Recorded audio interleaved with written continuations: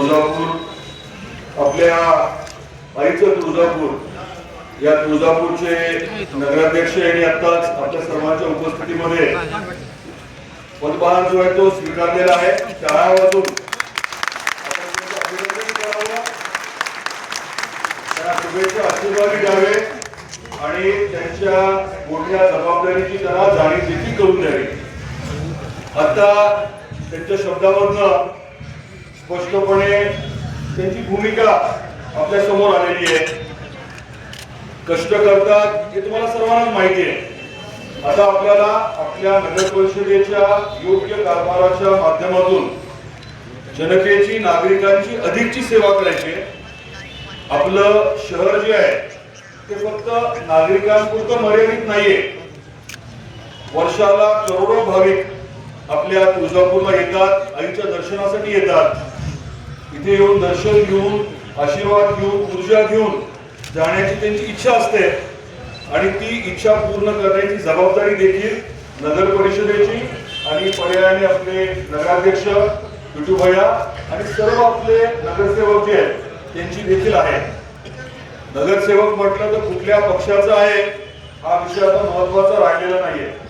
सगळ्यांना मला आवर्जून सांगायचं आहे, लोकांनी आपल्याला मतदान करून जी जबाबदारी दिली आहे ती योग्य पद्धतीने पूर्ण करण्याचं आता तुमचं काम आहे.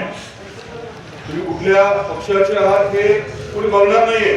जर तुम्ही काम नीट केलं तर जे काही याच्या आधी झालं ते काय गंगेला मिळालं, परंतु याच्या पुढे माझी सगळ्यांना आग्रहाची विनंती राहणार आहे, जी काही नकारात्मकता होती, जे काही विष पेरण्याची आपली पद्धती होती ते सगळं आता बाजूला करा ही कृपया विनंती आहे.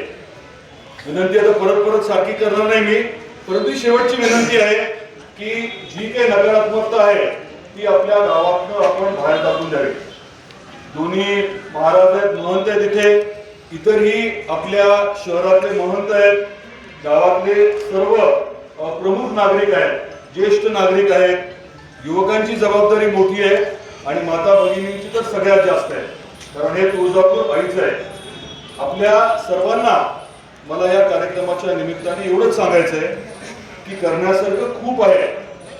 आपलं सरकार केंद्रात आहे.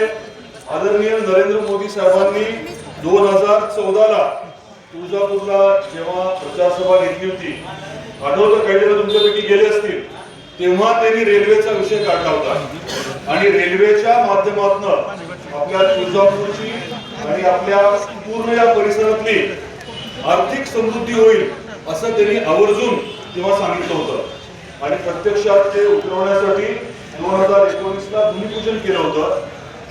आपल्याला कल्पना आहे की धाराशिव ते तुळजापूरचं काम चालू आहे. तुम्हाला कल्पना ही देखील असेल की 3,295 कोटी रुपये हे आपल्या सरकारने मंजूर केलेत रेल्वेसाठी. म्हणजे कुठे तर धाराशिव, तुळजापूर, सोलापूरची. त्यामुळे समृद्धी रेल्वेच्या माध्यमातून नक्की येणार आहे. त्याचबरोबरीने आपल्या राज्य सरकारने, आपले आदरणीय लाडके मुख्यमंत्री देवेंद्रजी फडणवीस साहेबांनी आपल्या शहरासाठी जवळजवळ 1900 कोटी रुपये आणि बाकी विचार केला तर 2200-2300 कोटी होतात. 2200-2300 कोटी मध्ये काय असतात? सुनीलजी चव्हाण, जिल्हाध्यक्ष दत्ताभाऊ कुलकर्णी, नितीनजी काळे, व्यासपीठावर सर्व नूतन नगरसेवक आणि आमचे युवकांचे सदस्य माननीय मल्हारदादा, अर्चनाताई पाटील आणि सर्व व्यासपीठावर मंडळी आणि इथं जमलेले सर्व पक्षाचे पदाधिकारी, युवक मित्र, ज्या युवकांच्या आणि पक्षाच्या ह्याच्यावर आमच्या सर्व नगरसेवक, नगराध्यक्ष त्यांच्या कष्टामुळे, त्यांच्या प्रेमामुळे आम्ही सर्व इथं जे आपण या समोर आम्ही उभारलेलो आणि इथं आज चांगलं काम करण्यासाठी, प्रेरणा घेण्यासाठी रामदादाच्या माध्यमातून आम्ही इथं उभारलेलो. आता सगळ्यांना मनापासून आभारी मानून सर्वांना नम्र विनंती करतो. आता मला थोडं बोलताना येऊ दे, सगळ्यांनी समजून घ्यावं. माननीय दादांच्या सूचनेप्रमाणे नगर परिषदचा कारभार ही चांगल्या पद्धतीनंच होणार आपल्या सगळ्यांच्या समोर एवढी जाणीव असतो. कारण ह्याच्या आधी आपल्या सगळ्यांना माहिती आहे, दादांच्या नेतृत्वाखालीच की 3 वेळेस पहिल्यांदा आपण आम्हाला सगळ्यांना काम करण्याची संधी दिलेली आहे. त्या संधीच्या जवळ तुळजापूरचा विकास झालेला आहे. पण एवढा आता एवढा चांगला आहे की दादा सोबत असताना आम्ही 3 वेळेस सत्तेत नव्हतो. दादा आता आहेच आम्ही सत्तेत आहोत. आणि तुम्ही जी तुळजापूरचं जी चेहरा मला ते बदलणार मला आत्मविश्वास आहे की तुमची जी बाळाची श्रद्धा आहे त्या श्रद्धेच्या पोटी तुळजापूरचा विकास होणार म्हणजे होणार आणि चांगला होणार. कारण तुम्हाला मी एवढं जाऊन पाहिलेलं आहे की मला तुमचा स्वभाव तुमचे विचार मला माहिती आहेत आणि लोक ज्या पद्धतीवर मी काय बाकीचं बोलणार नाही. पण तुम्हाला बघून आमची टीम जे तुम्हाला एकदा बघण्याची हसते आहे कारण तुमच्या हास्यामध्येच आमचा विजय आहे एवढं आम्हाला माहिती आहे. कारण तुमच्यापासून जी मला प्रेरणा मिळते सगळ्या आमच्या जवळच्या मित्रांना कार्यकर्त्या वडील सगळ्यांना माहिती आहे. पक्षांच्या पदाधिकाऱ्यांना सुद्धा माहिती आहे.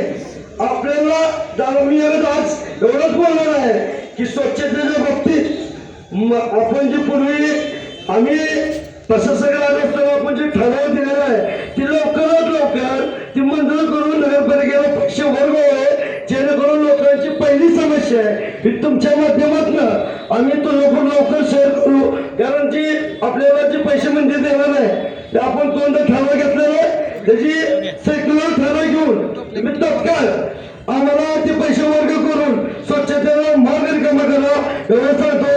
इथं सांगतो जास्त काही बोलत नाही कारण दादा सगळ्यांना कारण मी दादा